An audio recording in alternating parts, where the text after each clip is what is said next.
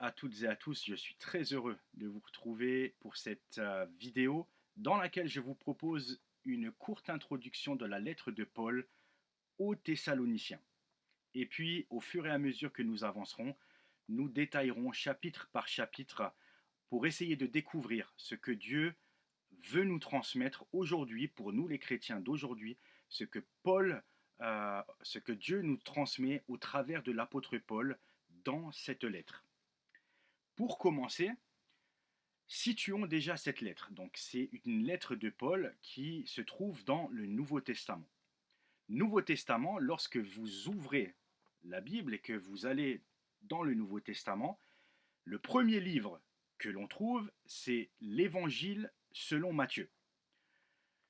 Alors, contrairement à ce que l'on pourrait penser, il faut savoir que le Nouveau Testament, et je dirais même la Bible en général, la position de chaque Bible dans la Bible n'est pas forcément chronologique.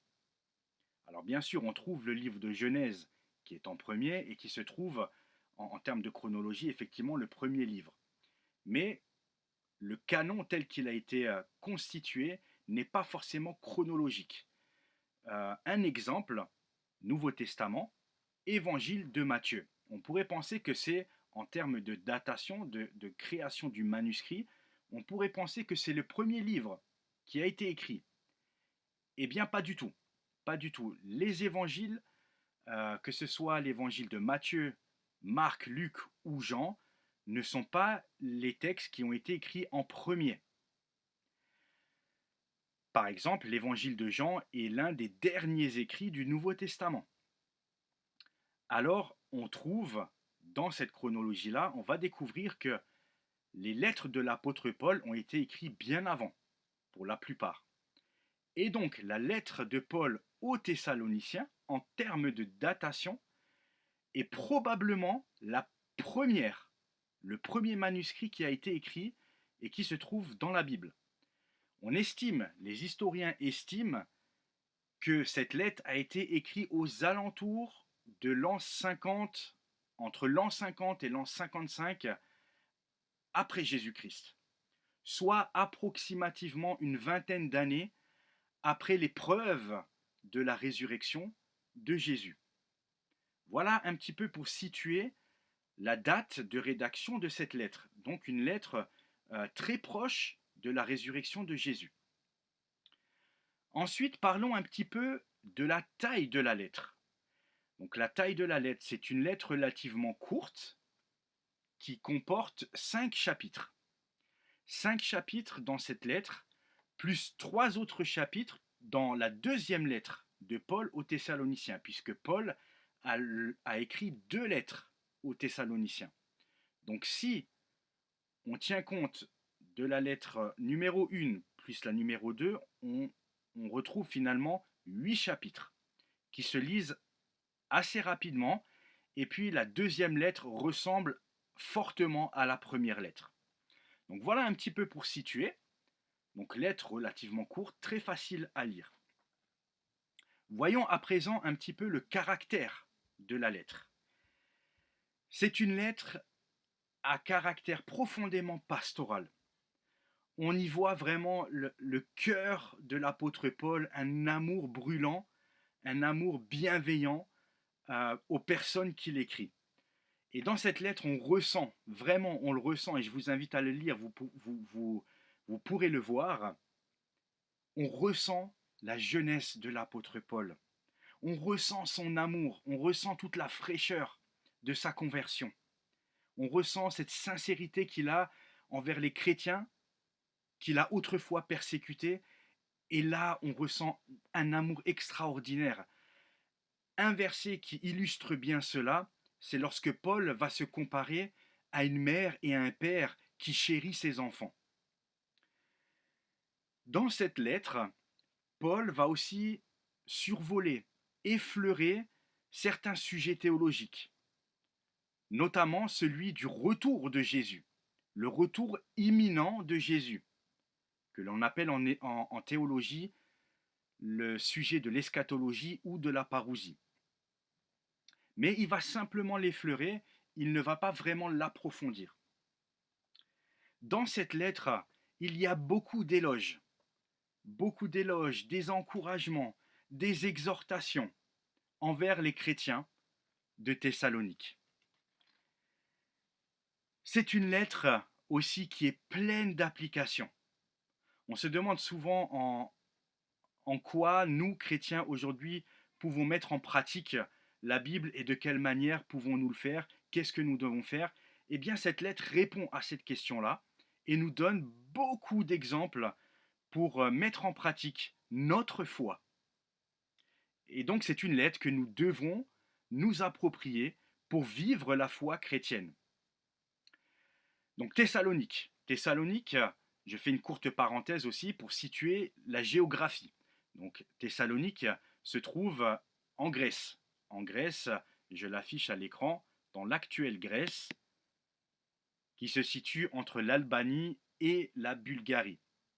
Donc, pas très loin de chez nous. Et c'est probablement dans l'un des voyages missionnaires que Paul a établi, a permis qu'une église voit le jour à cet endroit-là, d'après son travail missionnaire.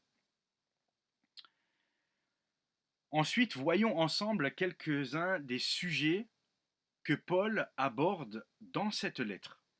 Je vous affiche aussi à l'écran les principaux sujets qui sont les suivants. Dans cette lettre, on va y découvrir vraiment tout l'intérêt, tout l'amour que l'apôtre Paul exprime envers les Thessaloniciens. Ensuite, Paul va exprimer toute sa reconnaissance. Il va exprimer des prières de reconnaissance à Dieu pour tout ce que représentent les chrétiens de Thessalonique pour lui.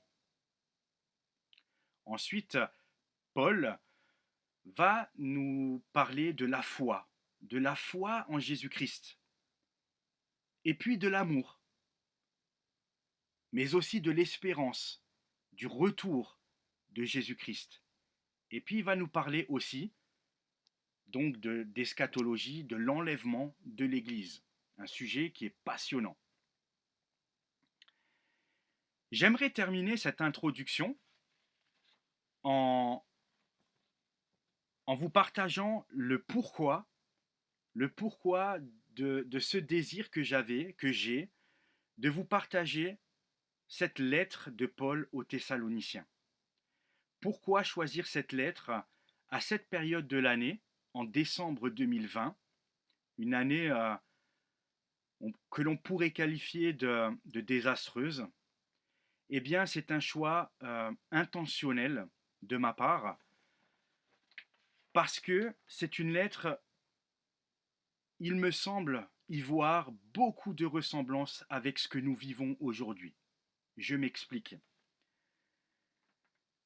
La situation, lorsque Paul écrit aux Thessaloniciens, elle se résume à la persécution. Il y a de la persécution de divers ordres, et Paul, vraiment, on ressent la douleur, on ressent la détresse qu'il a de cette séparation qu'il a avec les Thessaloniciens. Il aimerait tellement aller les voir, c'est son sujet de prière, il veut aller les voir, il souhaite que le Seigneur lui permette d'aller à leur rencontre pour pouvoir les encourager, vivre la communion fraternelle avec eux, les édifier par la foi, par des enseignements. Mais jusqu'à présent, il en est empêché. Il en est empêché pour diverses raisons. Et donc, en cela, ils vivent quelque part une sorte d'isolement, d'éloignement. Et c'est en cela que j'avais envie de partager avec vous cette lettre, puisque aujourd'hui nous vivons dans un contexte euh, inédit dans l'histoire, puisque nous sommes passés par 2 confinements, des couvre-feu, euh, distanciation sociale, et j'en passe, et on n'est pas sorti de là. Et aujourd'hui, pour nous voir en tant que chrétiens, même dans la famille, vivre un culte ensemble, célébrer la Sainte Seine ensemble, eh bien c'est quasiment impossible. Et comme l'apôtre Paul, je pense qu'on peut tous se retrouver, s'identifier lorsque l'on peut dire que j'aimerais tellement revoir mes frères, vivre le culte, célébrer Dieu avec mes frères, mais nous en sommes empêchés aujourd'hui. Et l'autre sujet pour lequel je voulais partager cette lettre, c'est ce retour imminent de Jésus. La lettre de Paul nous dit Paul nous dit dans cette lettre à un moment que Jésus reviendra soudainement lorsque les hommes diront paix et sécurité, lorsque tout ira bien. Et j'ai l'impression que les années qui sont derrière nous, avec l'évolution, le progrès, etc., finalement, ce virus, cette pandémie nous a frappés, nous a projetés à terre, si bien que l'espérance, quelle espérance encore avons-nous? Quelle espérance a le monde aujourd'hui? Et cette lettre nous parle d'espérance et surtout que le Seigneur revient. Et il reviendra soudainement et il faut être prêt. Et c'est pour ces deux sujets-là que j'ai souhaité vous partager cette lettre aux Thessaloniciens. Je me réjouis d'avance d'aborder des sujets passionnants avec vous autour de cette lettre et voir combien le Seigneur va nous encourager au travers de cette lettre. Je ne vous en dis pas plus, je vous donne rendez-vous à très bientôt pour le premier chapitre, prochainement, et je vous quitte avec une bénédiction de la part de Dieu que l'on trouve dans l'Ancien Testament, dans le livre des Nombres, au chapitre 6, que je vous lis sans plus attendre. Que l'Éternel te bénisse et qu'il te garde. Que l'Éternel fasse luire sa face sur toi et qu'il t'accorde sa grâce. Que l'Éternel tourne sa face vers toi et qu'il te donne la paix. C'est ainsi qu'ils mettront mon nom sur les enfants d'Israël et je les bénirai. Que l'Éternel nous bénisse, vous bénisse richement et abondamment. À très bientôt. Bye bye les amis.